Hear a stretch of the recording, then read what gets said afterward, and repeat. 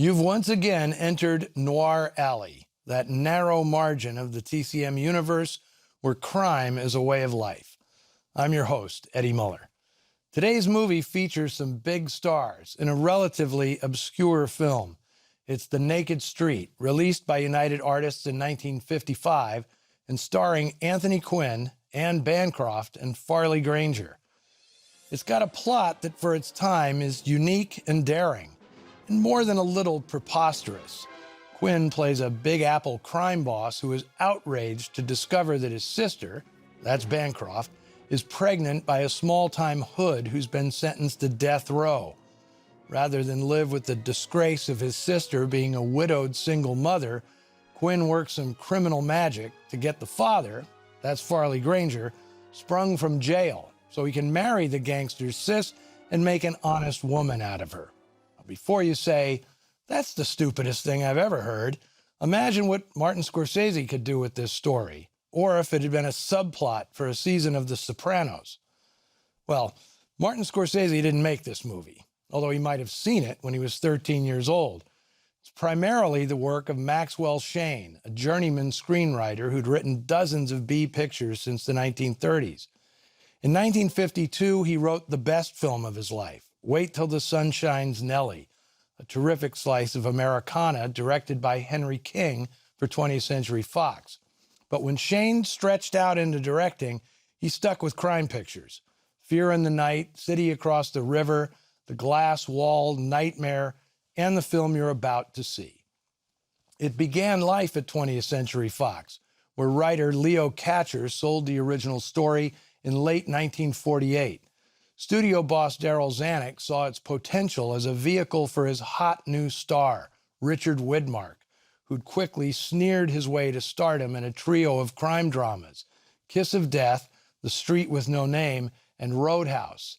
The idea was to pit Widmark as callow crook Nick Bradna against a veteran gangster like Eddie Robinson or Humphrey Bogart. But Chief Censor Joe Breen put the project on lockdown when he rejected the story outright because the plot hinged on an unmarried pregnancy. Fox kept looking for a chance to make the picture, alternately titled The Big Frame, The Rap, and The Brass Ring. But it just never came together until independent producer Edward Small, a familiar name in Noir Alley, bought the property intending to put Bogart in the role of the mobster, with budding superstar Tony Curtis as the inmate. Instead, he wound up working with this intriguing trio of actors, all at a crossroads in their careers. Mexican-American Anthony Quinn had spent 15 years playing swarthy gangsters of various ethnicities, but he'd recently reached a career peak, winning a supporting actor Oscar for 1952's Viva Zapata, then starring in Federico Fellini's 1954 masterpiece La Strada, which hadn't yet been released in America when Quinn returned to Hollywood to make this picture. It was a similar situation for co-star Farley Granger. After a decade under exclusive contract to Samuel Goldwyn, who had loaned him out for a few classics like They Live by Night and Strangers on a Train, Granger had begun making films in Europe, starting with the leading role in Luchino Visconti's lavish costume drama, Senso. But as they say, the bills must be paid. So Granger came back to Hollywood for this film, cast totally against type as a cynical, conniving punk, a role that, as Zanuck knew, would have fit Richard Widmark like a glove. In the 1950s, Hollywood jumped all over stories about organized crime, inspired by congressional probes that revealed the existence of the Italian-based La Cosa Nostra, the Mafia. But crime films of the period typically shied away from making the racketeers Italian.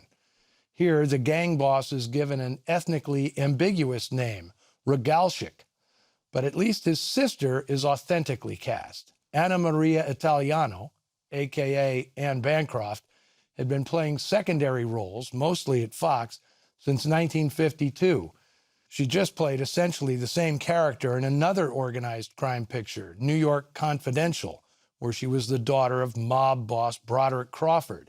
After The Godfather, mafia movies became as American as apple pie.